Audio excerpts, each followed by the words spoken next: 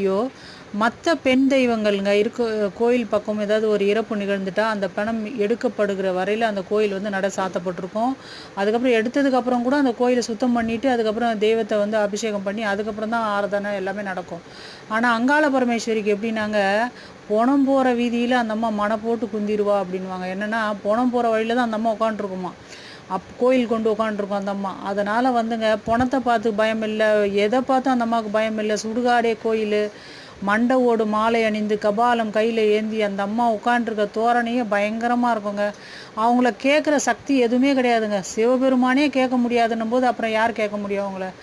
காளி தேவியும் சரி, அங்காள பரமேஸ்வரியும் சரிங்க, எந்த ஒரு சக்திக்கும் அடங்காத சக்தி. அதனால் அந்த அம்மாவை வணங்கிட்டோம்னா நம்மளுக்கு எந்த ஒரு கவலையும் பயமும் எதுவுமே கிடையாது. அந்த அம்மாவே பார்த்துக்கும்.